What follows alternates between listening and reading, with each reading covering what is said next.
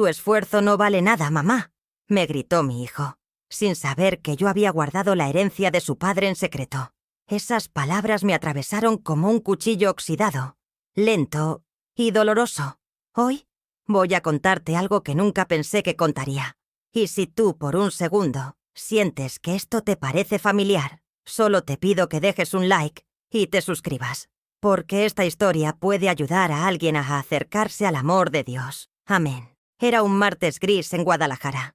De esos días donde las nubes parecen cargadas de lágrimas que nunca caen. Yo, Rosario Delgado, viuda de Hernández, de 67 años, estaba en mi cocina preparando el café de la tarde cuando escuché los pasos firmes de Aarón subiendo las escaleras de mi casa. Mi corazón se aceleró con esa mezcla de alegría y ansiedad que solo las madres conocemos. Hacía 3 semanas que no venía a visitarme. Me sequé las manos en el delantal bordado que mi difunta suegra me había regalado hace 30 años. Alisé mi vestido azul marino, el que reservaba para las visitas importantes, y caminé hacia la puerta con esa sonrisa que había perfeccionado a lo largo de 4 décadas de matrimonio. Esperanzada, pero cautelosa. Aarón entró sin saludar, con Bianca pegada a su brazo como una sanguijuela elegante.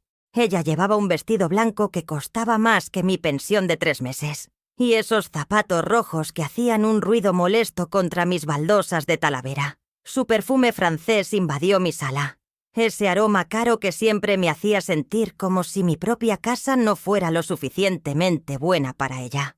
«Mamá, tenemos que hablar», dijo Aarón sin mirarme a los ojos, dirigiéndose directamente al sillón donde su padre solía leer el periódico cada domingo después de misa. Mi estómago se contrajo. Cuando los hijos adultos dicen «tenemos que hablar», nunca es para dar buenas noticias. Me senté en mi mecedora de mimbre, la misma donde había amamantado a Aarón hace 42 años, donde había velado sus fiebres infantiles, donde había rezado tantos rosarios pidiendo por su futuro. Bianca se acomodó en mi sofá como si fuera una reina en su trono. Cruzó las piernas con esa elegancia fría que había aprendido en sus clases de etiqueta y me observó con esos ojos verdes que parecían taladrarme el alma. Siempre había sabido que me despreciaba, pero ahora ya ni se molestaba en disimularlo. «Mira, mamá», comenzó Aarón, pasándose la mano por el cabello como hacía desde niño cuando estaba nervioso. «Bianca y yo hemos estado pensando... Esta casa es demasiado grande para ti sola.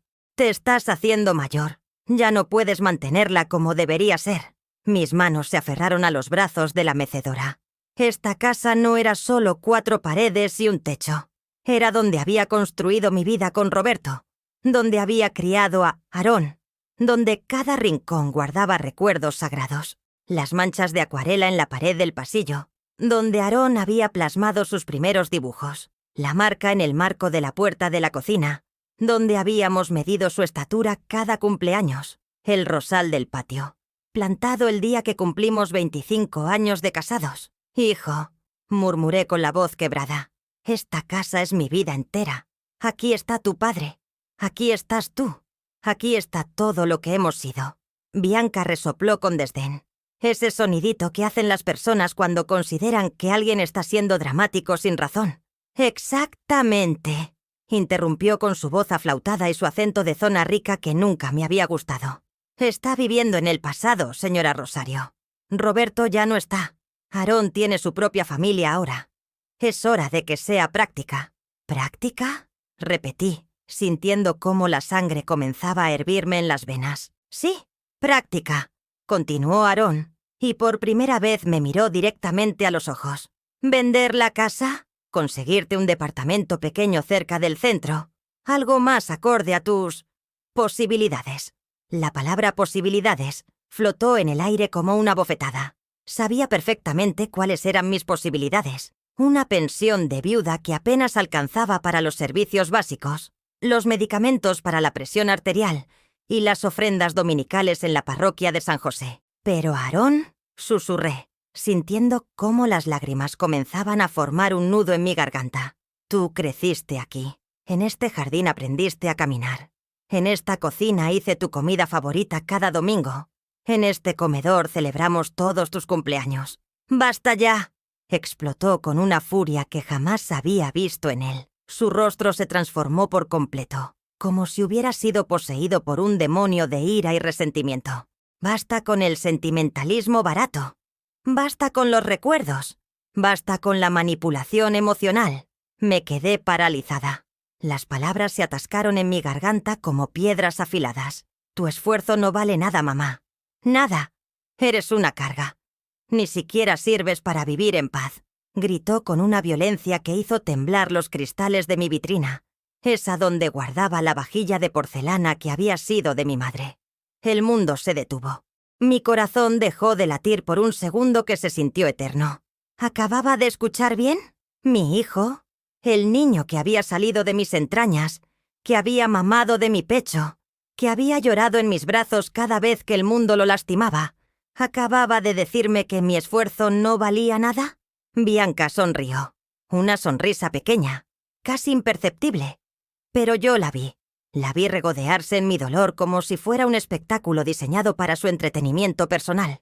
«Aarón», balbuceé con la voz rota, «¿qué estás diciendo?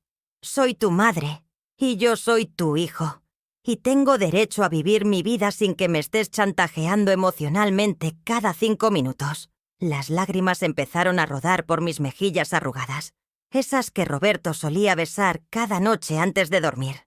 Me levanté temblando de la mecedora, con las piernas convertidas en gelatina, y caminé hacia la ventana que daba al jardín. Ahí estaba el columpio que Roberto había construido para Aarón cuando cumplió 5 años, oxidado pero resistente, como mi corazón después de tantos años de amar sin condiciones. 42 años, murmuré mirando hacia el patio. 42 años lavando, cocinando, cosiendo, trabajando doble turno en la maquiladora para que pudieras estudiar. ¿Y mi esfuerzo no vale nada? El silencio que siguió fue ensordecedor. Solo se escuchaba el tic-tac del reloj de pared que Roberto había comprado en nuestro primer aniversario, marcando los segundos de una conversación que estaba destruyendo todo lo que creía sagrado en mi vida. «No vale nada si me lo vas a estar cobrando el resto de mi vida», respondió Aarón con una frialdad que me congeló la sangre. «No vale nada si cada vez que vengo a visitarte tengo que escuchar la lista de sacrificios que hiciste por mí. No vale nada si lo único que obtengo a cambio es culpa. Y más culpa». Me di la vuelta para mirarlo, y por un momento no reconocí al hombre que tenía enfrente. ¿Dónde estaba mi niño? ¿Dónde estaba el joven que me abrazaba cada noche antes de dormir y me decía: «Te amo, mamá, eres la mejor del mundo»? En su lugar había un extraño con traje caro, con una esposa que lo había envenenado contra mí, con palabras afiladas diseñadas específicamente para cortar los últimos hilos que nos unían como familia. «Señora», intervino Bianca con esa voz dulce y venenosa que usaba cuando quería parecer razonable. «Entendemos que esto es difícil para usted, pero debe pensar en nosotros también. Aarón y yo queremos tener hijos. Necesitamos estabilidad económica. Esta casa vale mucho dinero que podría ayudarnos a todos. A todos», había dicho. Pero yo sabía que se refería a ellos dos exclusivamente. Mi rosario, el que Roberto me había regalado en nuestro viaje a Guadalupe, colgaba de mi cuello como un ancla en medio de la tormenta. Lo toqué con dedos temblorosos, buscando la fuerza que solo Cristo podía darme en ese momento de absoluta desolación. «Que Dios me perdone», susurré, cerrando los ojos. Pero creo que ya no reconozco a mi propio hijo. Cuando se fueron esa tarde, dejando tras ellos solo el eco de palabras envenenadas y el perfume caro de Bianca impregnado en mis cojines, me quedé de pie en medio de mi sala como un fantasma en su propia casa. El silencio era tan denso que podía cortarse con cuchillo, interrumpido únicamente por el zumbido del refrigerador viejo que Roberto había comprado de segunda mano hace 15 años. Mis piernas me llevaron automáticamente hacia el altar improvisado que tenía en mi recámara, ese rincón sagrado donde una imagen de la Virgen de Guadalupe compartía espacio con un crucifijo de madera tallada y la fotografía de Roberto en su traje de bodas. Me arrodillé sobre el petate de palma que usaba para orar y por primera vez en años, las palabras no salieron. ¿Cómo explicarle a Dios que el hijo por el cual había rezado tanto ahora me trataba como basura? ¿Cómo decirle al Señor que todos mis sacrificios habían sido en vano? Cerré los ojos y los recuerdos llegaron como una avalancha dolorosa. Vi a Aarón de 5 años, con fiebre de 40 grados, temblando en mis brazos mientras yo le ponía paños húmedos en la frente y le cantaba las canciones de cuna que mi madre me había enseñado. Recordé las noches en vela cuando tenía pesadillas, cómo corría a mi cama gritando «¡Mamá! ¡Mamá! ¡Sálvame!». Y yo lo abrazaba hasta que sus sollozos se convertían en respiración tranquila. «Señor», murmuré con la voz quebrada, «¿dónde está ese niño que me decía que yo era su heroína?». Me levanté del petate con las rodillas crujiendo y caminé hacia el ropero donde guardaba la caja de lata que había sido de mi abuela. Dentro estaban todas las cartas que Aarón me había escrito durante sus años universitarios en la Ciudad de México. Las cartas que yo guardaba como tesoros, porque en cada una me decía cuánto me extrañaba, cuánto agradecía mi esfuerzo. Tomé una tea al azar, fechada hace 15 años. «Mamá querida, no sabes cuánto te extraño. Cada peso que te gastas en mí lo siento en el alma. Prometo que cuando me gradúe te voy a dar la vida que mereces. Eres la mujer más fuerte y valiente que conozco. Te amo infinitamente. Tu hijo que nunca te olvidará. Aarón». Las lágrimas cayeron sobre la tinta azul, borrando algunas palabras como si el tiempo quisiera burlarse de las promesas rotas. ¿Cuándo había comenzado a cambiar? ¿Cuándo el amor se había transformado en resentimiento? Recordé vívidamente el día que conoció a Bianca en una fiesta de la empresa donde trabajaba como contador. Llegó a casa radiante, con esa sonrisa que no veía desde que era adolescente. «Mamá, conocí a una mujer increíble», me había dicho, sentado en esta misma mesa de la cocina donde ahora lloraba sola. «Es inteligente, educada, de buena familia. Creo que es la mujer de mi vida». Yo había sonreído y le había preparado su cena favorita, mole poblano con pollo, el mismo que le hacía cuando sacaba buenas calificaciones en la escuela. Pero algo en mi corazón ya sabía que las cosas iban a cambiar. Una madre tiene instinto para estas cosas. La primera vez que Bianca vino a casa, hace 6 años, llegó con tacones altos que raspaban mis baldosas y una mirada que evaluaba cada rincón, como si estuviera tasando mercancía en un remate. Se sentó en el borde del sofá, como si tuviera miedo de ensuciarse, y apenas probó la comida que había preparado especialmente para ella. «Está muy condimentado para mi estómago», había dicho con esa sonrisa falsa que yo ya reconocía. «No estoy acostumbrada a la comida tan tradicional». Desde ese día, las visitas de Aarón se volvieron cada vez más espaciadas. Primero venía cada semana, después cada 15 días, luego una vez al mes. Y cada vez que venía, era diferente. Más distante, más impaciente, más crítico. «Mamá, deberías arreglar esa gotera del techo», me decía, como si tuviera dinero sobrado para reparaciones. «Mamá, esta casa necesita una mano de pintura», como si mi pensión alcanzara para lujos. «Mamá, deberías modernizar la cocina», como si viviera en un palacio en lugar de en una casa humilde que había costado 30 años de pagos. Me levanté de la mesa y caminé hacia la ventana de la cocina, esa que daba al pequeño huerto donde cultivaba jitomates, chiles y hierbas de olor. Roberto y yo habíamos sembrado ese jardín juntos en nuestro 2º año de casados, cuando todavía soñábamos con tener muchos hijos que corretearan entre las plantas. Solo vino Aarón. Después de él, 3 pérdidas que me desgarraron el alma, pero que Roberto y yo sobrellevamos abrazados, consolándonos el uno al otro con la certeza de que Dios tenía un plan. «Aarón será suficiente», me decía Roberto mientras me secaba las lágrimas después de cada pérdida. «Será nuestro milagro. Ya verás». Y durante años fue nuestro milagro, hasta que creció y decidió que los milagros no valían nada. Abrí la llave del agua fría y me mojé la cara, tratando de calmar la hinchazón de tanto llorar. En el reflejo del cristal de la ventana había una mujer de 67 años, con el cabello canoso recogido en un chongo sencillo, con arrugas que contaban historias de risas y preocupaciones, con ojos que habían visto demasiado dolor en un solo día. Esta era la mujer que había trabajado 16 horas diarias en la maquiladora de textiles durante los años universitarios de Aarón. Esta era la mujer que había vendido sus aretes de oro, los únicos que tenía, para pagarle el viaje de graduación que él tanto quería. Esta era la mujer que había pedido prestado dinero a las vecinas cuando él necesitaba una computadora nueva para sus estudios. Recordé específicamente el día que Aarón me llamó desde México, llorando porque no tenía dinero para los libros del último semestre. Yo no tenía ahorros, pero sabía que doña Carmen, mi vecina de enfrente, acababa de recibir su aguinaldo. Me armé de valor y crucé la calle. «Carmen», le dije con la vergüenza quemándome las mejillas, «necesito pedirte un favor muy grande. Aarón necesita 3.000 pesos para sus libros y no tengo de dónde sacar. ¿Me los podrías prestar? Te los pago en 3 meses». Carmen me prestó el dinero sin preguntas, porque sabía que era para el futuro de mi hijo.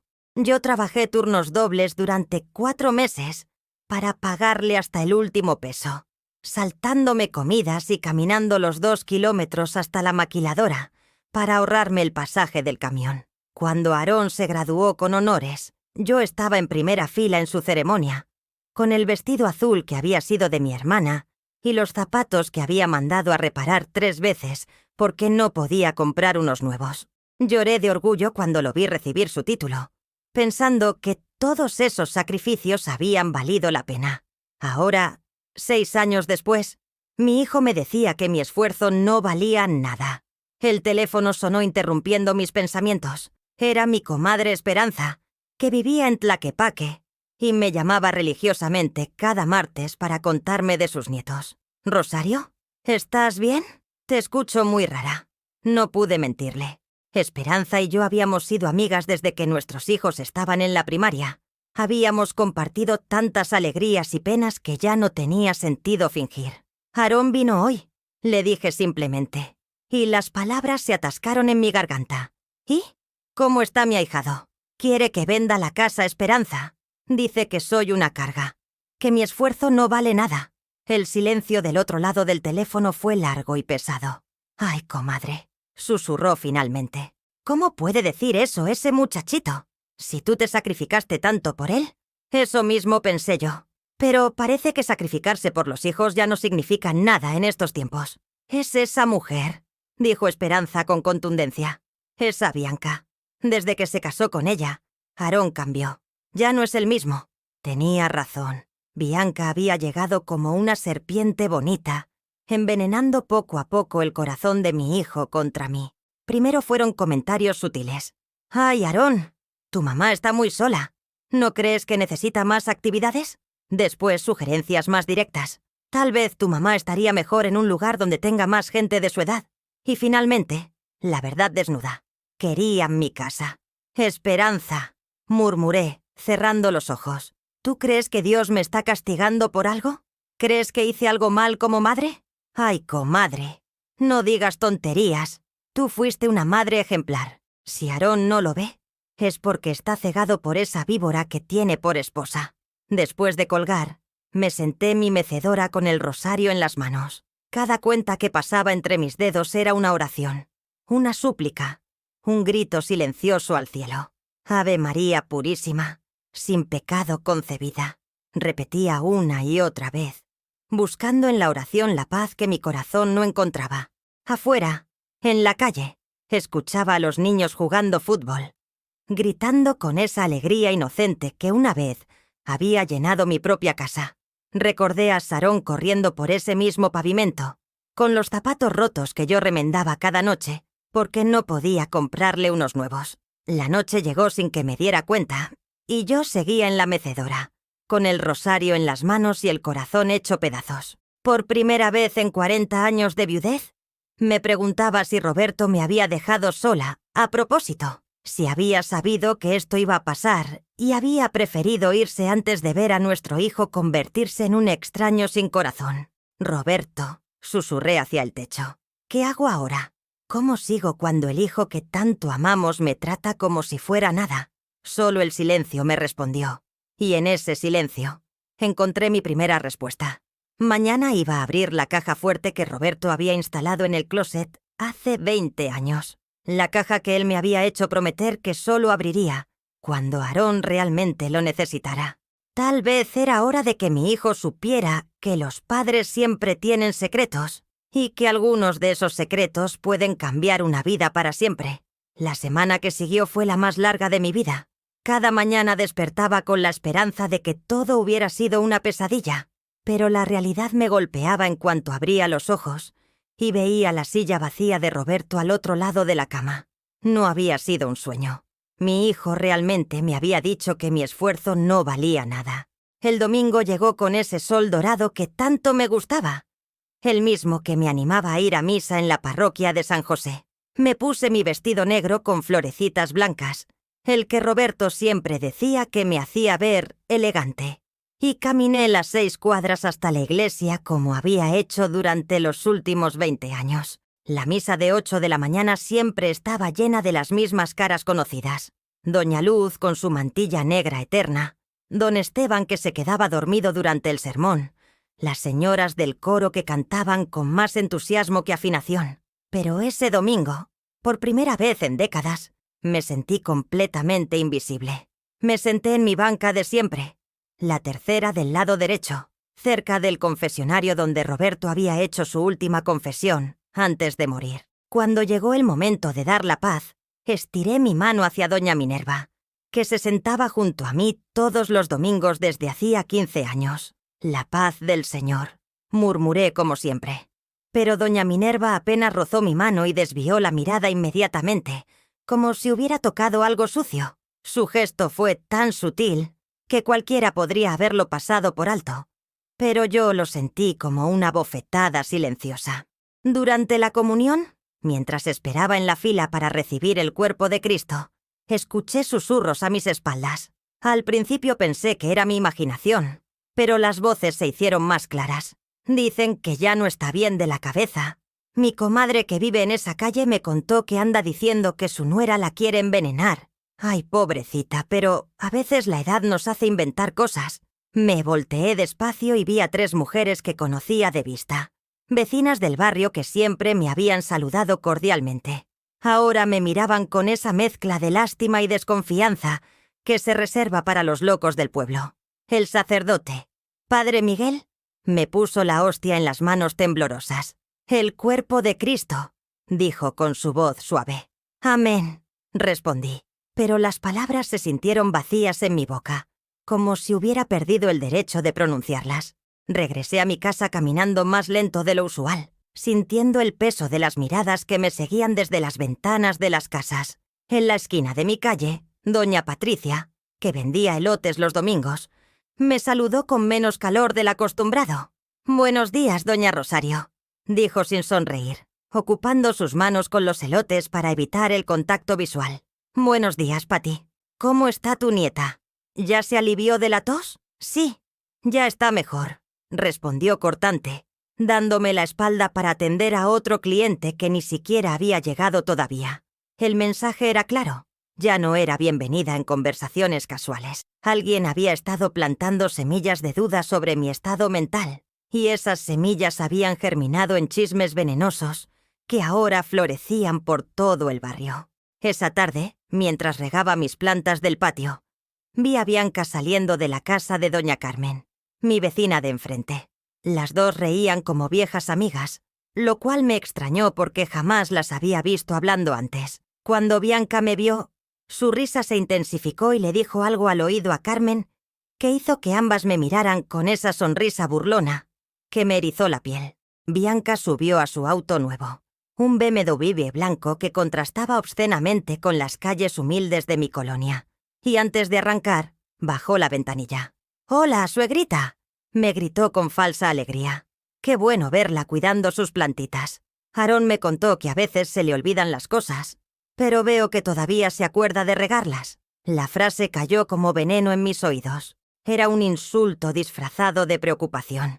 Una manera de sembrar más dudas sobre mi capacidad mental frente a los vecinos que seguramente estaban escuchando desde sus ventanas. «No se me olvida nada, Bianca», respondí con toda la dignidad que pude reunir. «Ay, claro que no, suegrita. Solo digo que es normal a su edad. Mi abuelita también empezó así. Pobrecita. Primero se le olvidaban las plantitas, después las llaves, después... Bueno, ya sabe cómo son estas cosas».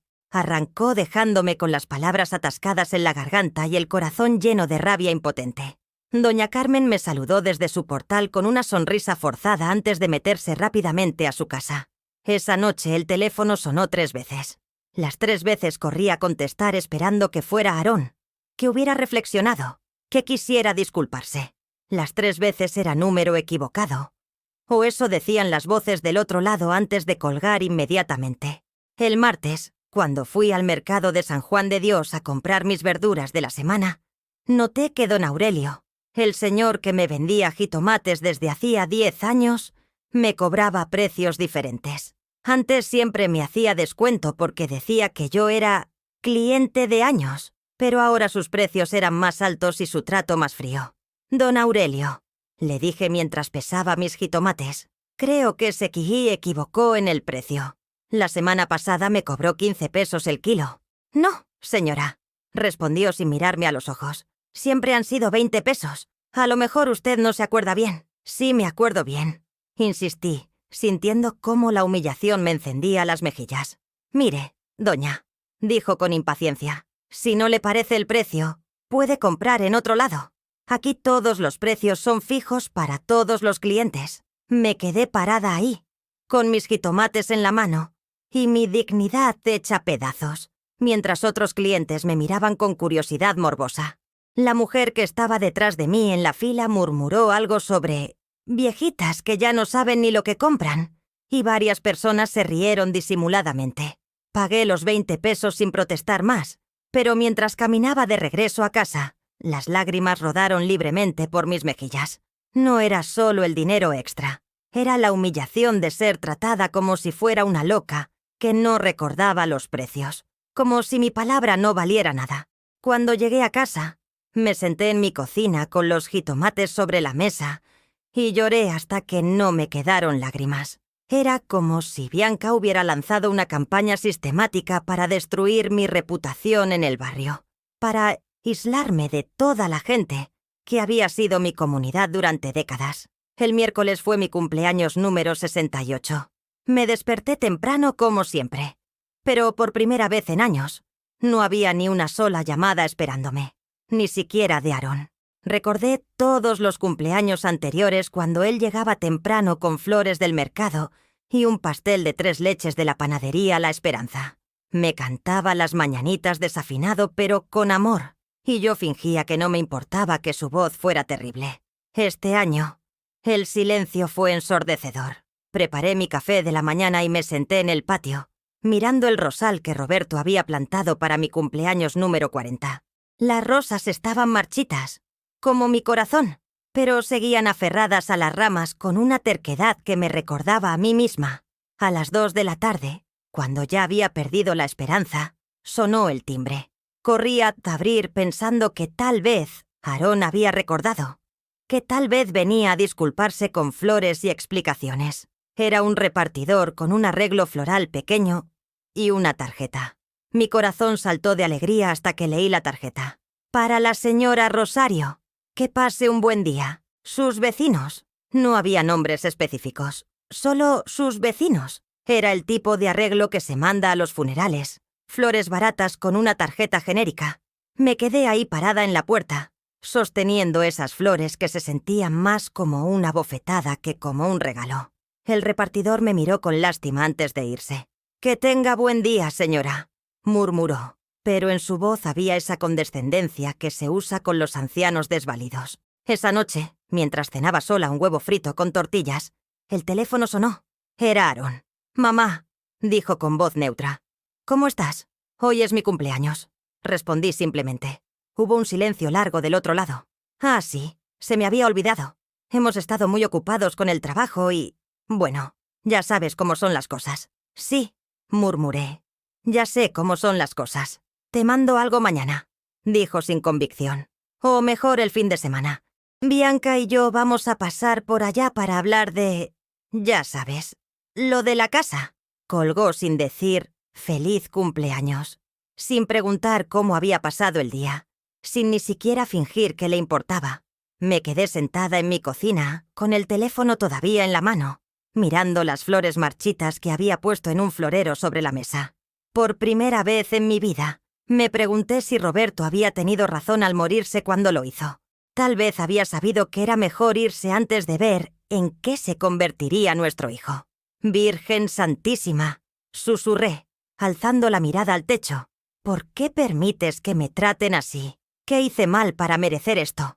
Pero el silencio de Dios se sintió más pesado que nunca, y por primera vez en mi vida me preguntó si realmente había alguien escuchando mis oraciones, o si estaba hablando sola en una casa vacía, como una loca que habla con las paredes.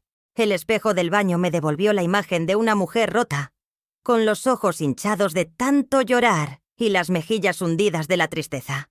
Era el rostro de alguien que había perdido no solo a su hijo, sino también su lugar en el mundo. Esa noche, por primera vez en años, no recé el rosario antes de dormir. Me acosté con el corazón tan vacío que ni siquiera las lágrimas querían salir. El viernes de esa semana maldita, Aarón llegó acompañado no solo de Bianca, sino también de una mujer desconocida que cargaba un maletín de cuero negro y vestía un traje sastre que gritaba autoridad desde la banqueta. Mi corazón se encogió cuando vi el grupo acercarse a mi puerta. Algo en sus caras me decía que esta visita no era para reconciliarse. «Mamá, ella es la doctora Elena Vázquez», anunció Aarón sin ni siquiera saludarme, señalando a la mujer del maletín. «Es psiquiatra geriátrica. Vino a hacerte algunas preguntas, nada más». La doctora Vázquez era una mujer de unos 50 años, con cabello cortado en un bob perfecto y lentes de diseñador, que reflejaban la luz como escudos. Extendió su mano hacia mí con una sonrisa profesional que no llegaba a sus ojos. «Señora Hernández, es un placer conocerla. Su hijo está preocupado por su bienestar y me pidió que viniera a platicar con usted». «No estoy loca», dije inmediatamente, las palabras saliendo de mi boca antes de que pudiera detenerlas. «Estoy triste, estoy dolida, pero no estoy loca». La doctora intercambió una mirada significativa con Aarón, el tipo de mirada que los adultos se dan cuando un niño dice algo que confirma exactamente lo que pensaban. Anotó algo en una libreta que sacó de su maletín. «Por supuesto que no está loca, señora. Nadie está diciendo eso. Solo queremos asegurarnos de que esté bien, que esté cómoda». Me invitaron a sentarme en mi propia sala como si fuera una invitada en mi propio boudoir. Bianca se acomodó en el sofá con esa sonrisa satisfecha que ya conocía demasiado bien, mientras Aarón permanecía de pie junto a la ventana, mirando hacia el jardín para evitar mis ojos. «Señora Hernández», comenzó la doctora con esa voz suave que usan los profesionales cuando tratan con personas que consideran frágiles, «¿puede decirme qué día es hoy?» «Viernes», respondí con firmeza. «Viernes 23 de octubre. Muy bien. ¿Y quién es el presidente de México?»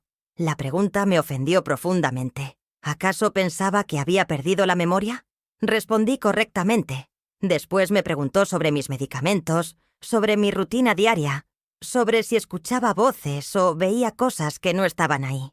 «Doctora», interrumpí después de 10 minutos de este interrogatorio humillante, «no tengo problemas mentales, tengo problemas familiares. Mi hijo me está abandonando y su esposa me está difamando en todo el barrio».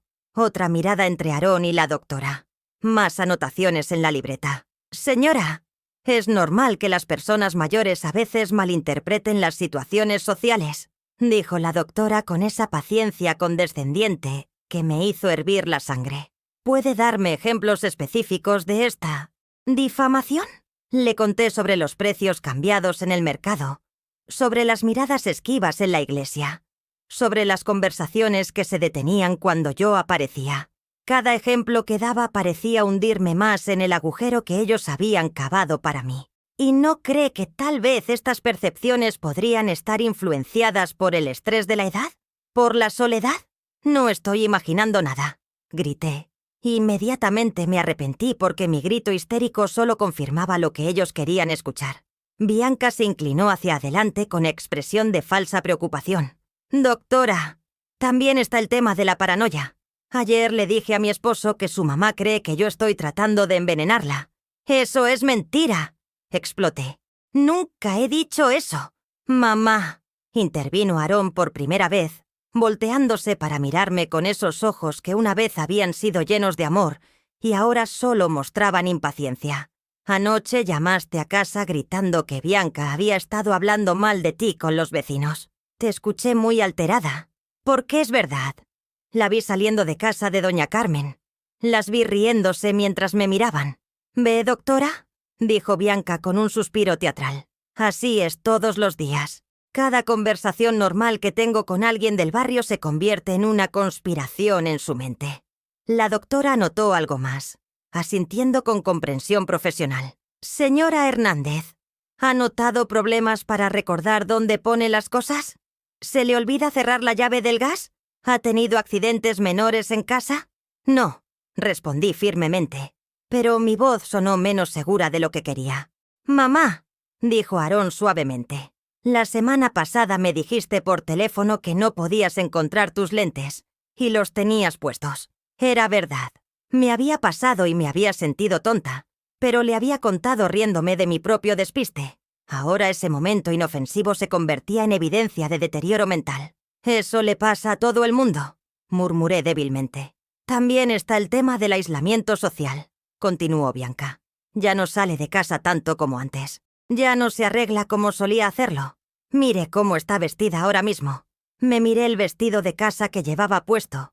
Un vestido sencillo de algodón que había sido de mis favoritos, pero que admito que se veía gastado. No me había maquillado porque no esperaba visitas, y mi cabello estaba recogido en un chongo simple sin demasiado cuidado. «No sabía que iban a venir», dije en mi defensa. Pero las palabras sonaron patéticas hasta para mí. «¿Ve usted lo que nosotros vemos?». La doctora se dirigió a Aarón como si yo no estuviera presente. «Aislamiento, descuido personal, paranoia social, episodios de pérdida de memoria menor. Son síntomas clásicos de deterioro cognitivo temprano combinado con depresión geriátrica». «No estoy loca», grité de nuevo, levantándome de mi silla tan bruscamente que casi me tropiezo. «Estoy sufriendo. Mi hijo me está abandonando y ustedes quieren hacerme creer que estoy imaginando cosas». Las lágrimas empezaron a rodar por mis mejillas, y odié cada una de ellas porque sabía que mi llanto solo confirmaría su diagnóstico de inestabilidad emocional. «Mamá, por favor», dijo Aarón, y por un momento pensé que había recuperado a mi hijo, que finalmente iba a defenderme. «Nadie quiere lastimarte, solo queremos que estés bien cuidada». «¿Bien cuidada dónde?», pregunté, aunque ya conocía la respuesta. «Hay residencias muy bonitas», intervino Bianca suavemente. «Lugares donde tendría compañía de gente de su edad, actividades, cuidado médico las 24 horas. No quiero ir a ninguna residencia. Esta es mi casa. Aquí está mi vida entera».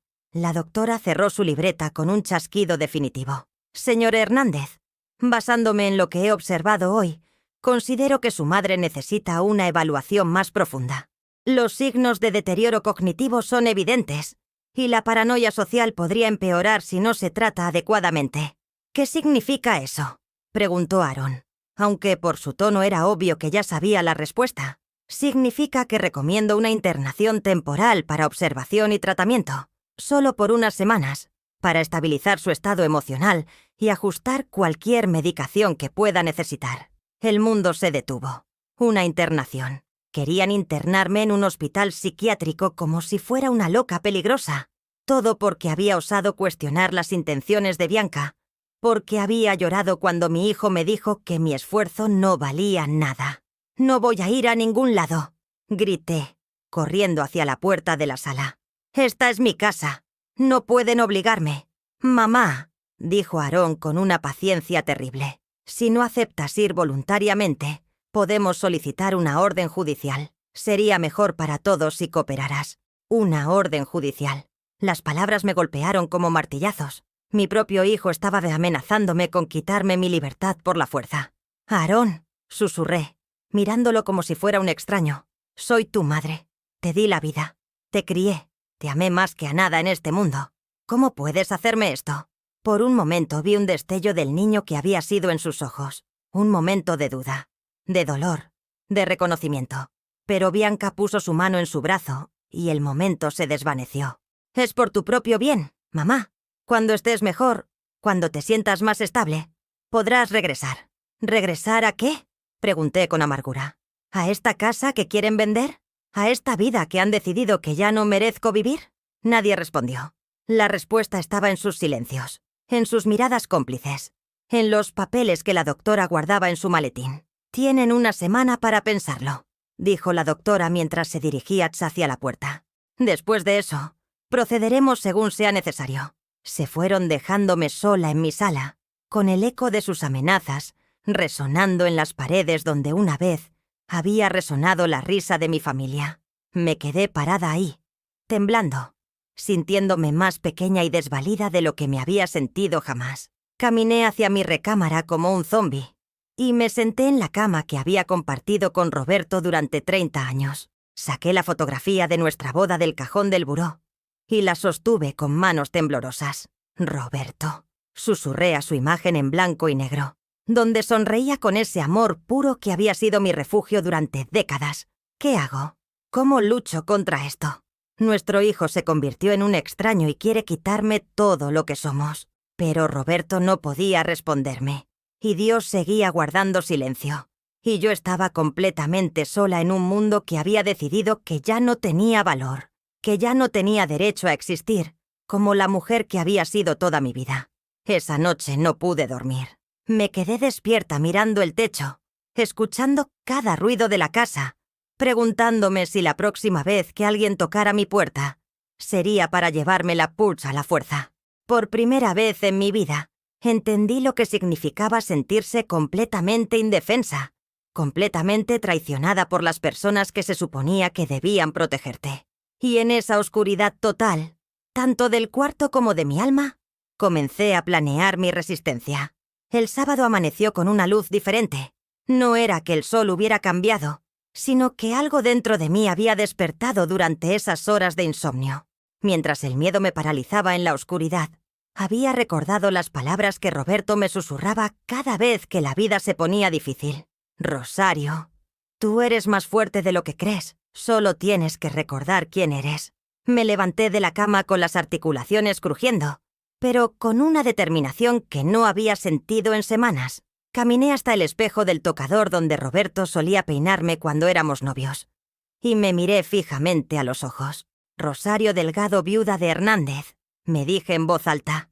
«No eres una loca, no eres una inválida, no eres una carga. Eres una mujer de 68 años que ha sobrevivido la pobreza, la muerte de su esposo, y ahora va a sobrevivir la traición de su hijo». Las palabras resonaron en la habitación vacía como una declaración de guerra. Me bañé con cuidado. Me puse mi vestido azul marino favorito. Me recogí el cabello en un chongo elegante como me había enseñado mi madre, y me maquillé por primera vez en semanas. Cuando terminé, la mujer del espejo se veía digna, competente, completamente cuerda. Mi primer acto de rebeldía fue llamar a mi comadre Esperanza. «Comadre, necesito pedirte un favor muy grande», le dije sin rodeos. «¿Conoces algún abogado de confianza? Uno que no sea muy caro, pero que sepa defenderse de los hijos abusivos». Esperanza se quedó callada unos segundos antes de responder. «Ay, Rosario, ¿qué están planeando hacer?». Le conté todo. La psiquiatra, las amenazas de internación, la orden judicial que podrían solicitar.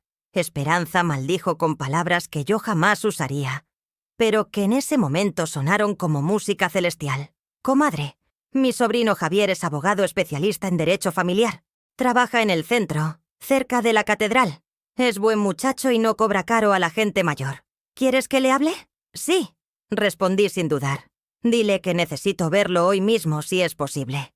2 horas después estaba sentada en la oficina del licenciado Javier Morales, un hombre de unos 40 años con cara honesta y una manera directa de hablar que me tranquilizó inmediatamente. Su oficina era pequeña pero ordenada, con diplomas en las paredes y una fotografía de su familia sobre el escritorio. «Doña Rosario», me dijo después de escuchar mi historia completa. «Lo que me está contando es abuso económico y psicológico. Su hijo y su nuera están tratando de manipular el sistema legal para declararla incapaz y apropiarse de sus bienes. ¿Pueden hacerlo?», pregunté con el corazón en la garganta. «Es más difícil de lo que creen», respondió con una sonrisa tranquilizadora. «Para declarar a alguien mentalmente incompetente, Se necesita más que la opinión de un psiquiatra pagado por la familia. Se necesitan evaluaciones independientes, evidencia médica sólida y un proceso judicial completo. Sacó una libreta y comenzó a tomar notas mientras hablaba. Lo primero que vamos a hacer es solicitar una evaluación psiquiátrica independiente con un doctor que yo conozco. El doctor Ramírez es honesto y no se deja comprar. Segundo, vamos a revisar todos sus documentos legales, escrituras de la casa, testamento, cuentas bancarias. ¿Todo está a su nombre? La casa sí, respondí. Está a nombre de Roberto y mío, pero como él murió, ahora es completamente mía. Las cuentas bancarias también. Perfecto. ¿Su hijo tiene algún tipo de poder legal sobre usted? ¿Ha firmado algún documento dándole autoridad para tomar decisiones médicas o financieras? No, nunca. Excelente. Eso significa que no pueden hacer nada sin una orden judicial. Y para conseguir esa orden, necesitarían probar que usted representa un peligro para sí misma o para otros. Por primera vez en semanas, sentí que podía respirar completamente. ¿Cuánto va a costar todo esto, licenciado? Para usted, que es comadre de mi tía Esperanza, cobramos tarifas especiales, dijo con un guiño. Además, si su casa vale lo que creo que vale, usted no es precisamente una persona sin recursos. Tenía razón. Mi casa, ubicada en una zona que se había valorizado mucho en los últimos años, valía bastante más de lo que Aarón y Bianca se imaginaban. Roberto y yo la habíamos comprado cuando el barrio era humilde, pero ahora era una zona cotizada. Hay algo más que debo contarle, dije, tomando aire profundamente. Roberto dejó algunos documentos guardados en una caja fuerte. Nunca los he abierto porque me dijo que solo lo hiciera si Aarón realmente los necesitaba. Creo que es hora de ver qué hay ahí. El licenciado asintió con interés. Definitivamente deberíamos revisar esos documentos. A veces los esposos dejan protecciones legales que las viudas desconocen. Salí de esa oficina sintiéndome como una mujer diferente. No la víctima asustada que había entrado, sino alguien con un plan, con derechos, con opciones. Mi segunda parada fue del banco donde Roberto y yo habíamos tenido nuestra cuenta durante 30 años. Pedí hablar con el gerente y solicité un estado de cuenta completo de todos mis movimientos bancarios de los últimos 6 meses. ¿Ha notado algún movimiento extraño en su cuenta, señora Hernández?, me preguntó el gerente, un joven que no me conocía, pero que me trataba con respeto profesional. Eso es exactamente lo que quiero averiguar, respondí. Cuando recibí los papeles, mi sangre se heló. Había retiros que yo no recordaba haber hecho, transferencias pequeñas pero regulares a una cuenta que no reconocía. Sumando todo, faltaban casi 30.000 pesos de mis ahorros. ¿Alguien más tiene acceso a esta cuenta?, pregunté al gerente. Según nuestros registros, solo usted. Pero si sospecha de fraude, podemos investigar cada transacción. Salí del banco con copias de todos los movimientos y una sensación creciente de que había sido engañada de maneras que apenas comenzaba a entender. Esa tarde, por primera vez en meses, me sentía con energía para hacer algo por mí misma. Fui al supermercado y compré ingredientes para hacer mi platillo favorito, chiles en nogada. No porque fuera época, sino porque quería cocinar algo que me diera placer, algo que hiciera por el simple gusto de hacerlo. Mientras cocinaba, escuchaba música de José Alfredo Jiménez en la radio y cantaba en voz alta. Me di cuenta de que hacía meses que no cantaba, que no cocinaba por placer, que no hacía nada, simplemente porque me gustaba hacerlo. El teléfono sonó mientras freía los chiles poblanos. Era Aarón. «Mamá, ¿cómo estás? ¿Has pensado en lo que hablamos ayer?» Su voz sonaba diferente, menos segura de sí misma.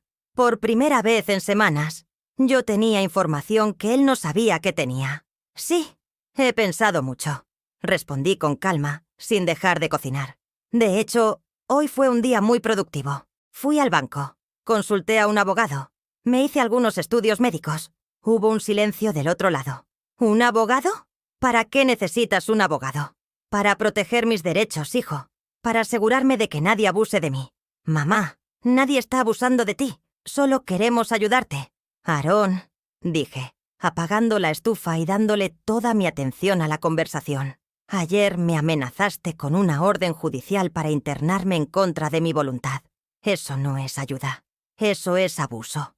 No fue una amenaza, fue una opción médica. Fue una amenaza.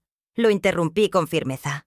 Y quiero que sepas que estoy perfectamente cuerda, perfectamente capaz de tomar mis propias decisiones y perfectamente dispuesta a defenderme. ¿Defenderte de qué? ¿De tu propia familia? ¿De cualquiera que trate de quitarme mi casa, mi libertad o mi dignidad, incluyendo a mi familia si es necesario? El silencio se extendió tanto que pensé que había colgado. «Mamá», dijo finalmente, y su voz sonaba diferente, más pequeña. «No tienes que ponerte así. Solo queremos lo mejor para ti. Lo mejor para mí es que me respeten. Lo mejor para mí es que me traten como la mujer adulta y competente que soy. Lo mejor para mí es que mi hijo me visite porque me ama, no porque quiere mi casa». Otra pausa larga. «¿De verdad crees que solo queremos tu casa?» «Aarón», dije suavemente, pero con firmeza, «hasta que no me demuestren lo contrario. Eso es exactamente lo que creo». Colgué el teléfono antes de que pudiera responder. Esa noche cené mis chiles en nogada en el comedor, con la mesa puesta elegantemente para una persona. Prendí velas, saqué la vajilla buena. Me serví una copa del vino que Roberto había guardado para ocasiones especiales. No era una ocasión especial en el sentido tradicional, pero era algo mejor. Era el primer día en meses que me había respetado a mí misma. Antes de irme a la cama, me arrodillé frente a mi altar improvisado y por primera vez en semanas, las oraciones salieron naturalmente. «Virgen Santísima», susurré, «gracias por recordarme que tengo derecho a defenderme. Gracias por darme fuerzas para no dejarme vencer. Y por favor, ayúdame a encontrar la sabiduría para hacer lo correcto». Me dormí esa noche con una paz que no había sentido en meses, sabiendo que había comenzado a luchar por mi vida, por mi dignidad, por mi derecho a existir como la mujer que había sido siempre. Mañana abriría la caja fuerte de Roberto. Mañana descubriría qué secretos había guardado mi esposo para protegerme. Mañana continuaría la batalla por recuperar a mi hijo, o si era necesario, por sobrevivir sin él. El domingo llegó con el repiquetear de las campanas de San José, llamando a misa de 7. Me desperté sin el peso aplastante que había cargado durante semanas. Hoy era el día. Hoy abriría la caja fuerte de Roberto y descubriría qué secretos había guardado mi esposo durante tantos años. Después de desayunar café con pan dulce, como Roberto y yo hacíamos cada domingo de nuestra vida matrimonial, me dirigí al closet de nuestra recámara. Detrás de la ropa colgada, oculto por una tabla de madera que parecía parte de la pared, estaba el pequeño cofre que Roberto había mandado instalar poco después de que Aarón cumpliera 20 años. «Rosario», me había dicho entonces, «aquí voy a guardar algunas cosas importantes. Si algo me pasa, la combinación es la fecha de nuestro primer beso, pero al revés, y solo ábrela cuando Aarón realmente lo necesite. No antes. El primer beso fue el 15 de marzo de 1978. Al revés. 87-0351. Mis dedos temblaron mientras giraba los números en la cerradura digital. Un clic suave, y la puerta se abrió. Dentro había documentos cuidadosamente organizados en carpetas, algunas fotografías, y una carta con mi nombre escrito en la letra cuidadosa de Roberto. Tomé la carta primero, reconociendo inmediatamente el papel especial que usaba para ocasiones importantes. «Mi Rosario querida», comenzaba, y mis ojos se llenaron de lágrimas antes de leer la segunda línea. «Si estás leyendo esto, significa que ya no estoy contigo, y que nuestro hijo está pasando por una crisis que requiere más que amor maternal. Significa que se ha perdido en algún lugar del camino y necesita que le recuerden quién es realmente. Rosario, mi amor, tú siempre has sido más sabia que yo, pero hay cosas que nunca te dije porque quería protegerte de preocupaciones innecesarias. En esta caja están los documentos de propiedades que compré a lo largo de los años sin decírtelo, usando parte de mi sueldo y algunas herencias de mi familia que nunca mencioné. Hay 3 terrenos en Guadalajara que ahora valen mucho dinero. Hay un seguro de vida considerable que contraté cuando Aarón nació. Hay inversiones en certificados que he ido renovando en secreto durante 20 años. Todo está a tu nombre, mi amor, porque siempre supe que tú serías quien mejor cuidaría nuestro futuro. Pero lo más importante, Rosario, es la carta que escribí para Aarón. Solo dásela cuando esté verdaderamente perdido, cuando haya olvidado los valores que tratamos de enseñarle, cuando necesite recordar que el dinero nunca ha sido lo más importante en nuestra familia. Te amo eternamente, Roberto. Mis lágrimas cayeron sobre el papel mientras buscaba entre los documentos. Efectivamente, ahí estaban las escrituras de 3 terrenos, uno de ellos en una zona de Guadalajara que ahora era carísima. Había pólizas de seguros por cantidades que me marearon, certificados de inversión que habían crecido durante años sin que yo lo supiera. Roberto había convertido nuestros ahorros modestos en una fortuna considerable. Todo mientras yo creía que apenas teníamos para vivir dignamente. Pero la carta para Aarón me hizo llorar más que los documentos financieros. «Hijo mío», había escrito Roberto con esa letra firme que conocía tan bien. «Si tu madre te está dando esta carta, significa que te has perdido. Significa que has olvidado las lecciones más importantes que tratamos de enseñarte. ¿Recuerdas cuando tenías 8 años y perdiste el dinero que te había dado para comprar el pan? Llegaste a casa llorando, seguro de que te íbamos a castigar. En lugar de eso, tu madre y yo nos sentamos contigo en la cocina y te explicamos que el dinero se puede perder. Pero la honestidad y el amor nunca se pierden si uno los cuida. ¿Recuerdas cuando querías los tenis caros que tenían tus compañeros de la escuela? Tu madre trabajó turnos dobles durante 2 meses para comprártelos. No porque los necesitaras, sino porque quería verte feliz. Y cuando te los dio, te hizo prometerle que nunca olvidarías que detrás de cada peso había horas de su vida, lágrimas de cansancio y amor infinito. Aarón, si estás leyendo esto, es porque has roto esa promesa. Tu madre es la mujer más fuerte, más generosa, más amorosa que he conocido. Si alguna vez llegas a tratarla con desprecio o a considerarla una carga, entonces habrás perdido no solo a tu madre, sino también tu alma.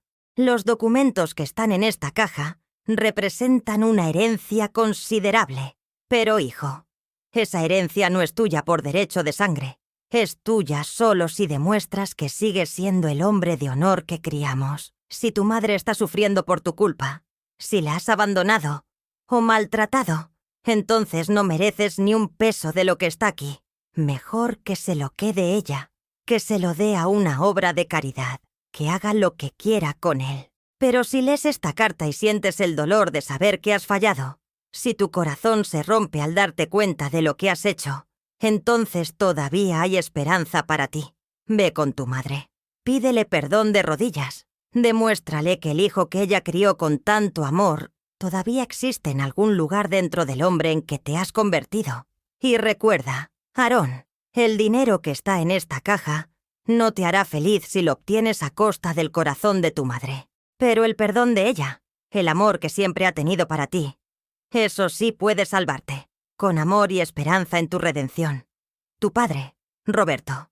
Me quedé sentada en el piso del closet durante 1 hora completa, llorando sobre esas cartas. Roberto había sabido.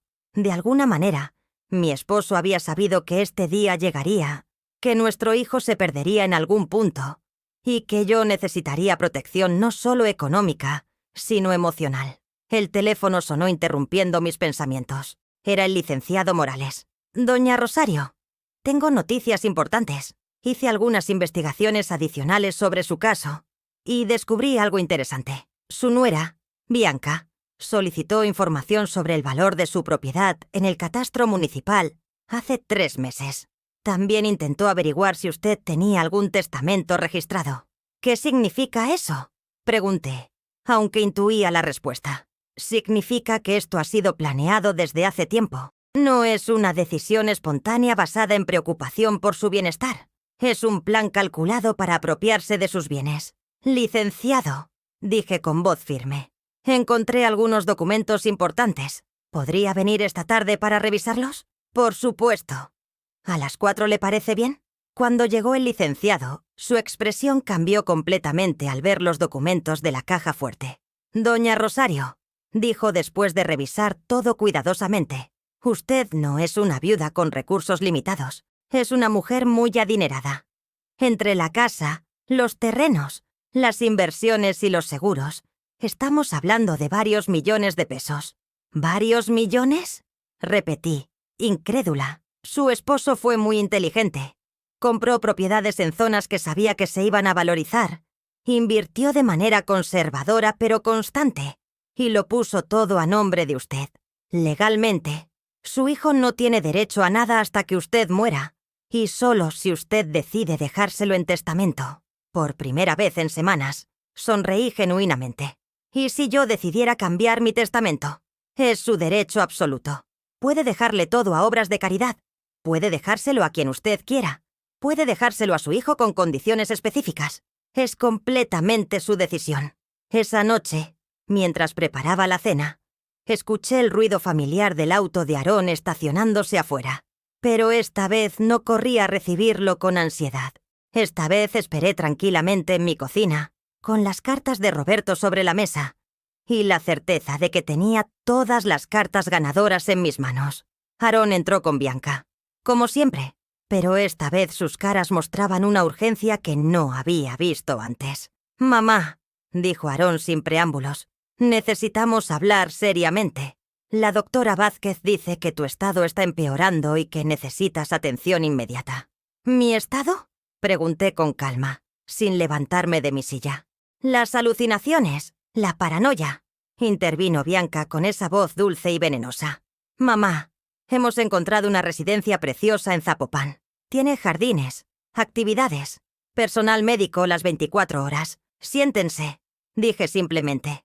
Algo en mi tono debió alertarlos porque se sentaron inmediatamente, intercambiando miradas de confusión. «Aarón», dije, extendiendo hacia él la carta de Roberto. «Tu padre te dejó esto». Su cara se puso pálida cuando vio la letra de Roberto en el sobre. «¿Papá me dejó una carta? ¿Por qué nunca me la diste?» «Porque me pidió que solo te la diera cuando realmente la necesitaras», respondí con calma. «Cuando estuvieras verdaderamente perdido». Aarón abrió la carta con manos temblorosas. Vi cómo su expresión cambiaba mientras leía, cómo sus ojos se llenaban de lágrimas, cómo sus hombros se hundían bajo el peso de las palabras de su padre. Bianca trataba de leer por encima de su hombro, pero Aarón alejó la carta instintivamente, como si quisiera proteger las palabras de Roberto de los ojos de su esposa. Cuando terminó de leer, se quedó en silencio durante largos minutos. Las lágrimas rodaban por sus mejillas sin que hiciera esfuerzo alguno por detenerlas. «Mamá», susurró finalmente. «¿Qué he hecho?» «Lo que tu esposa te convenció de hacer», respondí sin amargura, simplemente exponiendo los hechos. «Olvidaste quién eras y quién yo era para ti». Bianca se removió incómoda en su silla. «Aarón, no te dejes manipular por sentimentalismos. Tu padre escribió eso hace años, cuando las cosas eran diferentes». «¡Cállate!», rugió Aarón con una violencia que me sobresaltó. Pero esta vez su ira no estaba dirigida hacia mí. «¡Cállate!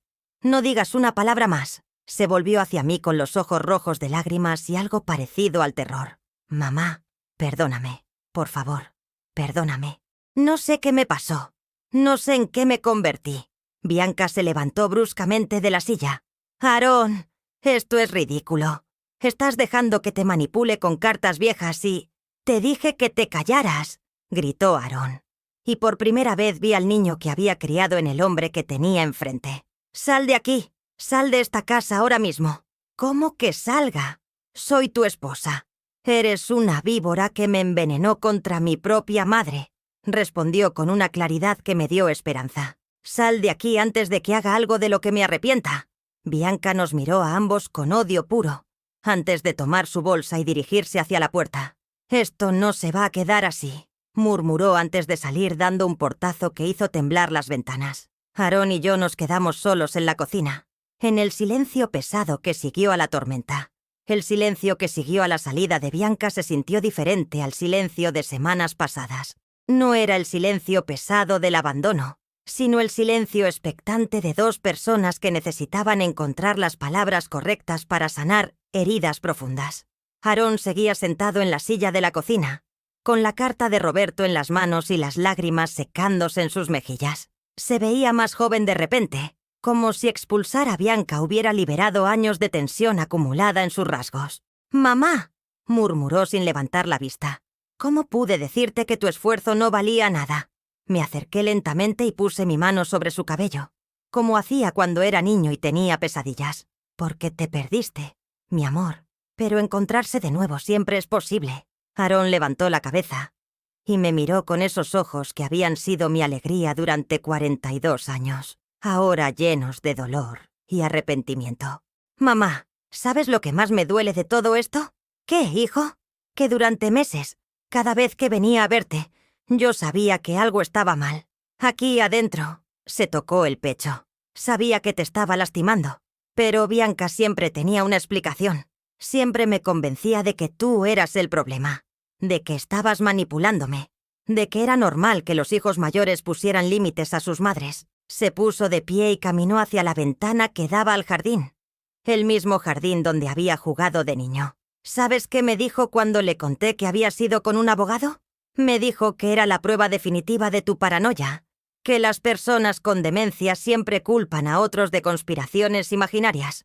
Pero tú tenías dudas, dije suavemente. Sí, admitió, volteándose para mirarme. Especialmente después de que me dijiste por teléfono que te ibas a defender. Había algo en tu voz. Mamá, sonabas como la mujer fuerte que siempre conocí, no como la anciana confundida que Bianca me había convencido que eras. Se acercó de nuevo y se sentó a mi lado en la mesa donde habíamos desayunado juntos tantas mañanas cuando era pequeño. Mamá, necesito preguntarte algo y necesito que me respondas con honestidad total. Claro, hijo. ¿Me perdonas? ¿Realmente me perdonas? Porque no sé cómo voy a vivir conmigo mismo si no puedes perdonarme. Tomé sus manos entre las mías, esas manos que una vez habían sido pequeñas y suaves, que yo había besado cuando se lastimaba, que había enseñado a hacer el signo de la cruz. Aarón, eres mi hijo. Te perdoné antes de que siquiera me pidieras perdón. Pero perdonarte no significa olvidar lo que pasó. Significa que vamos a trabajar juntos para asegurarnos de que nunca vuelva a pasar. Él asintió, limpiándose los ojos con la manga de su camisa. Mamá, hay cosas que necesitas saber. Cosas que Bianca hizo y que yo permití. Mi corazón se preparó para más dolor, pero también sentí que necesitaba escuchar toda la verdad. Dime, hijo, ella fue quien investigó el valor de la casa. Ella fue quien encontró a la doctora Vázquez y la convenció de que tú necesitabas evaluación psiquiátrica. Ella fue quien me dijo que teníamos que actuar rápido antes de que tú empeorases más. Cada revelación era como una puñalada, pero también como una confirmación de que mi instinto nunca me había fallado. ¿Y lo del dinero que falta de mi cuenta bancaria? Aarón se puso pálido. ¿Qué dinero? Le mostré los estados de cuenta que había obtenido del banco. Él revisó los números con expresión cada vez más horrorizada. Mamá, yo no saqué este dinero. Jamás tomaría dinero de tu cuenta. Lo sé, dije suavemente. Pero alguien lo hizo. Bianca, susurró, cerrando los ojos. Dios mío, Bianca. Ella tenía acceso a mi computadora. Conocía todas mis contraseñas.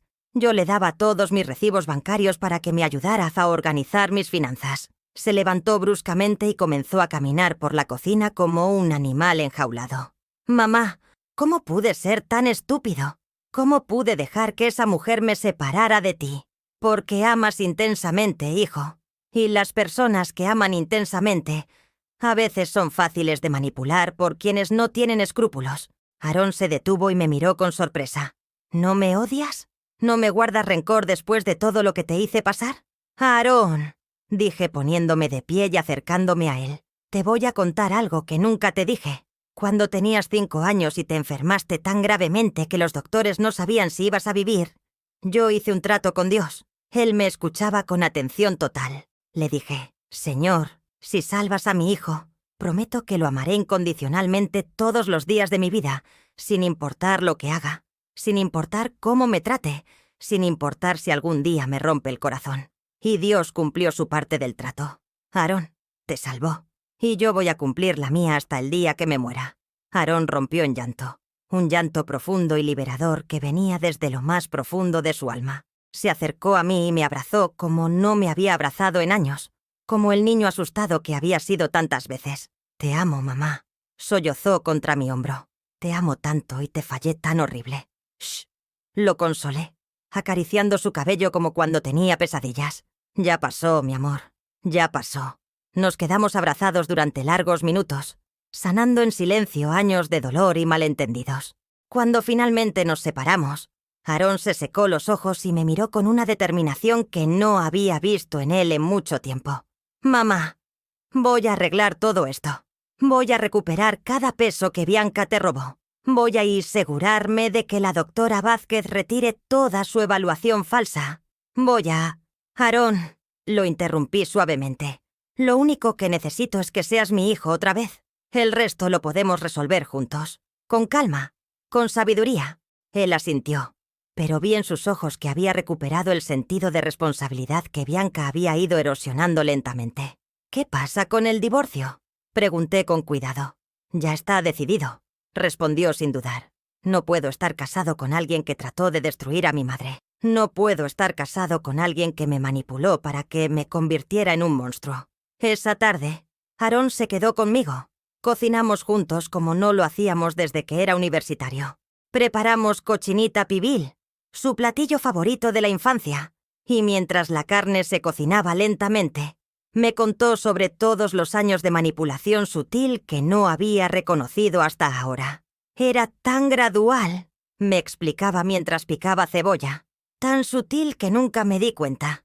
Primero eran comentarios pequeños. Tu mamá se ve un poco sola, ¿no crees? Después, tal vez deberías visitarla menos para que aprenda a ser más independiente. Luego, es normal que las madres se vuelvan posesivas cuando envejecen. Y al final, continué yo, te convenció de que yo era el problema.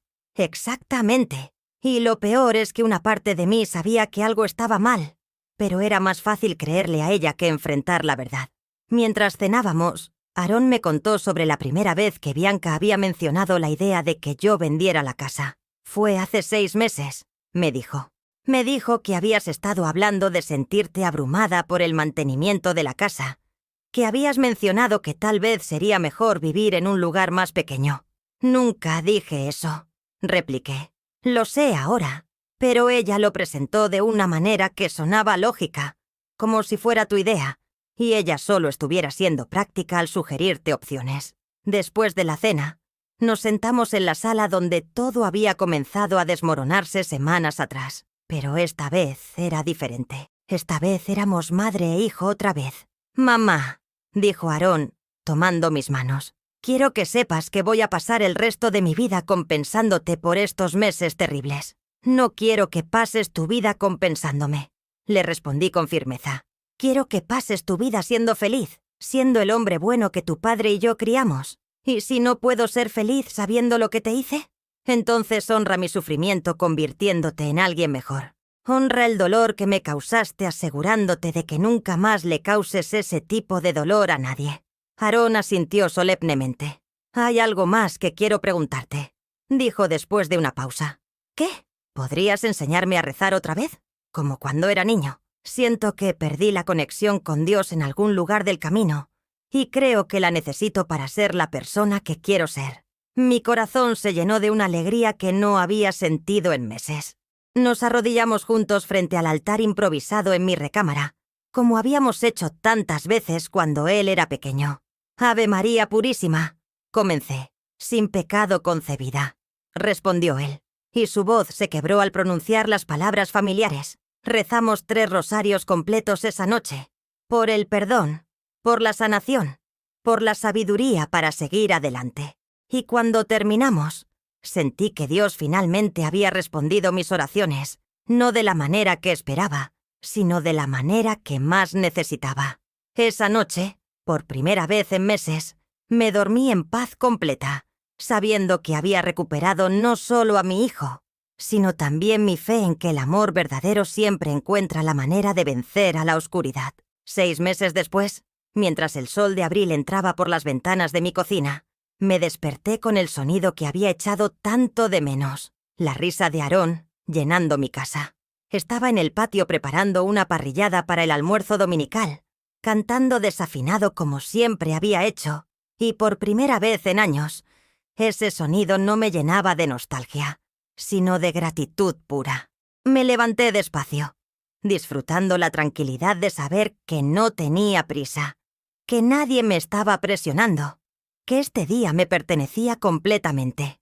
Me puse mi bata nueva, esa de algodón suave que Aarón me había regalado por el Día de las Madres, con una tarjeta que decía: «Para la mujer más fuerte que conozco, con todo mi amor y respeto».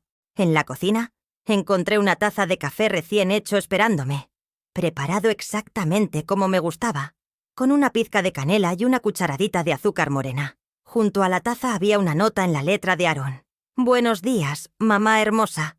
Hoy es domingo de familia. Te amo». Me senté en mi mesa, la misma donde había llorado tantas lágrimas de dolor, y ahora sonreí mientras sorbía mi café y observaba a mi hijo a través de la ventana. Había engordado un poco en estos meses. Las ojeras habían desaparecido de su rostro y había recuperado esa expresión de paz que había perdido durante sus años con Bianca. El divorcio había sido más complicado de lo que esperábamos. Bianca había contratado abogados caros que trataron de alegar que Aarón tenía problemas mentales por romper un matrimonio estable sin causa justificada.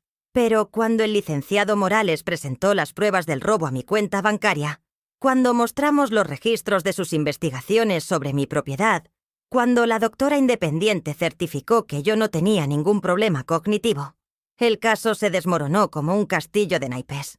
Bianca tuvo que devolver hasta el último peso que había robado, más intereses y daños. También tuvo que pagar una multa por difamación y hacer una disculpa pública en el periódico local. La vi una sola vez durante todo el proceso legal, en la audiencia final, y ya no era la mujer segura de sí misma que había tratado de destruir mi vida. Se veía pequeña, derrotada, como lo que realmente era: una estafadora que había sido descubierta. «No siento ninguna satisfacción por su caída», le había dicho a la Aarón después de esa audiencia. «Solo tristeza por el tiempo que perdimos y gratitud por haberlo recuperado». Él me había abrazado entonces con lágrimas en los ojos. «Mamá, tu capacidad de perdonar me da vergüenza y orgullo al mismo tiempo». Ahora, 6 meses después, nuestra relación era más fuerte de lo que había sido nunca. No porque hubiéramos fingido que nada pasó, sino porque habíamos enfrentado el dolor juntos y habíamos elegido sanarlo con amor y trabajo constante. Aarón venía a Chilmorzar todos los domingos sin falta. Entre semana me llamaba cada noche para preguntarme cómo había pasado el día. Había vuelto a acompañarme a misa los domingos, y aunque no comulgaba porque decía que todavía estaba trabajando en ser digno del perdón de Dios, se sentaba a mi lado y lloraba con una sinceridad que me partía el corazón de amor. «Buenos días, mamá bella», gritó desde el patio al verme por la ventana. «¿Dormiste bien?» «Como un ángel, mi amor», le respondí, saliendo al jardín con mi taza de café. El patio había sido transformado en estos meses. Aarón había contratado un jardinero para que me ayudara a renovar las plantas. Había mandado reparar la pérgola que Roberto había construido años atrás. Había instalado una fuente pequeña que llenaba el espacio con el sonido relajante del agua corriendo. «¿Sabes qué día es hoy?», me preguntó con esa sonrisa traviesa que me recordaba al niño de 5 años. «Domingo», respondí, jugando a no entender. «Sí, pero ¿qué domingo especial?». Entonces recordé. Hace exactamente 6 meses había sido el día que expulsó a Bianca de esta casa. El día que encontramos las cartas de Roberto. El día que comenzamos a sanar. «Nuestro aniversario de renacimiento», dije suavemente. «Exacto», respondió, acercándose para darme un beso en la mejilla. «Y tengo sorpresas para celebrarlo». La primera sorpresa llegó a las 11 de la mañana. Mi comadre Esperanza, con su familia completa, cargando cacerolas de mole, tamales y agua fresca de Jamaica. Detrás de ella venían don Aurelio del mercado con su esposa, doña Carmen de enfrente con sus nietos, incluso padre Miguel de la parroquia con una botella de vino para bendecir la comida. «¿Cómo organizaste todo esto?», le pregunté a Aarón mientras abrazaba a cada invitado. «¿Fácil?», respondió con orgullo. «Fui casa por casa pidiendo perdón en tu nombre por los malentendidos de hace meses y explicando que mi esposa había estado sembrando mentiras sobre ti. Resulta que todos te extrañaban mucho y solo estaban esperando una explicación». Don Aurelio se acercó con su sombrero en las manos. «Doña Rosario, disculpe usted la forma en que la traté en el mercado. Esa señora me había dicho que usted andaba confundida y que era mejor seguirle la corriente, pero yo debí haber sabido que usted nunca había estado confundida de nada. No se preocupe, don Aurelio, le respondí con sinceridad. Todos fuimos víctimas de la misma mentira. La segunda sorpresa vino después del almuerzo, cuando todos estábamos sentados en la sala digiriendo la comida deliciosa y contando historias del barrio. Aarón se puso de pie y pidió silencio. Amigos, comenzó con voz temblorosa por la emoción. Quiero aprovechar que están todos aquí para hacer algo que debí haber hecho hace años. Se acercó a mí y se arrodilló junto a mi mecedora, tomando mis manos entre las suyas, como había hecho cuando era niño. Y quería pedirme algo importante.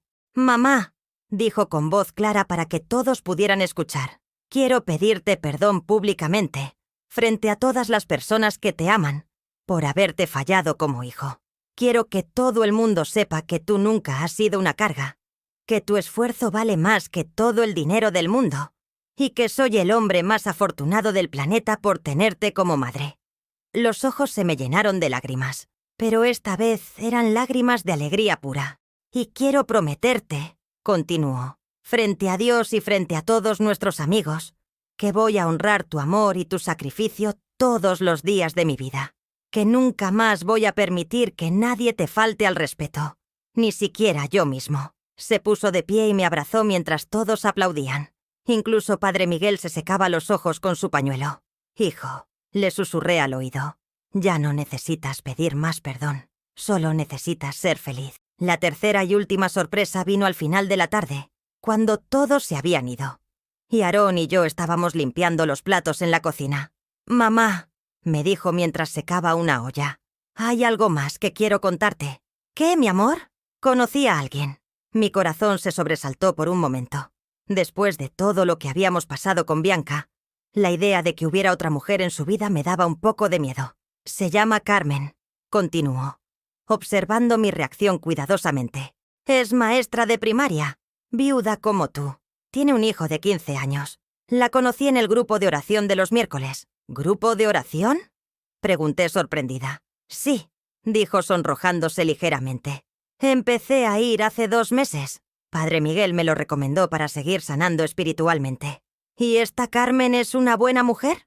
«Es como tú, mamá», respondió con una sonrisa que iluminó toda su cara. «Humilde, trabajadora, llena de fe. Su esposo murió hace 3 años en un accidente de trabajo, y ella ha criado a su hijo sola, trabajando 2 empleos para sacarlo adelante». Me quedé callada, procesando esta información. «Mamá», dijo Aarón, poniéndose serio, «no va a pasar nada entre Carmen y yo sin tu bendición. He aprendido que cuando una mujer buena no acepta a tu madre, es señal de que no es la mujer correcta. ¿Y Carmen quiere conocerme? Dice que antes de pensar siquiera en una relación seria conmigo, necesita conocer a la mujer que me crió, porque los hijos son el reflejo de sus madres». Por primera vez en años, me reí con ganas.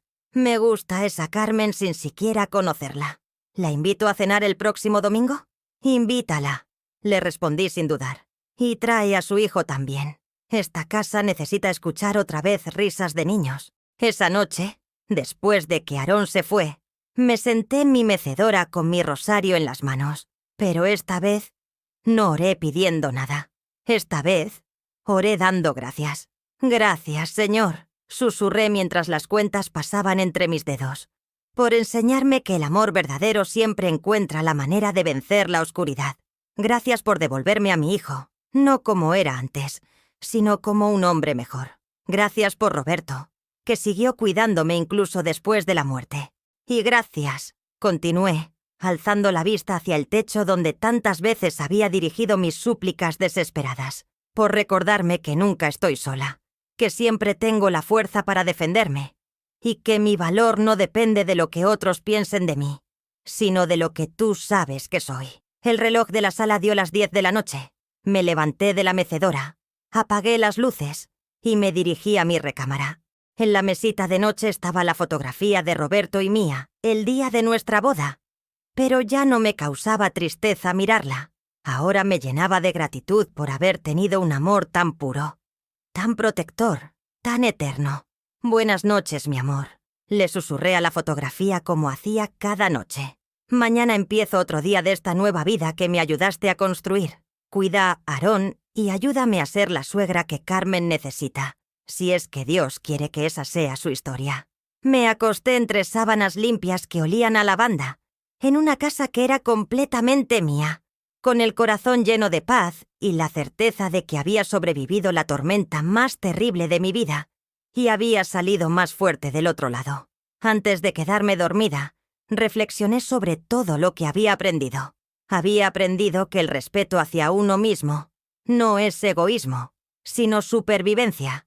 Había aprendido que decir no, cuando es necesario, es un acto de amor propio que Dios nos exige. Había aprendido que el perdón no significa permitir que te lastimen otra vez, sino liberarte del veneno del resentimiento. Y sobre todo, había aprendido que nunca es demasiado tarde para defenderse, para reclamar la dignidad, para recordar que cada persona, sin importar su edad, merece ser tratada con amor y respeto. ¿Has vivido tú? ¿O conoces a alguien que haya pasado por algo así?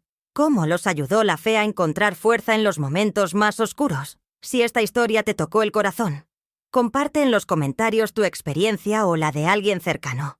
Si te gustó este video, deja tu like y suscríbete al canal para que este mensaje llegue a alguien que necesita escucharlo. Que Dios bendiga a todos los que han pasado por algo así. En el nombre de Jesús. Amén.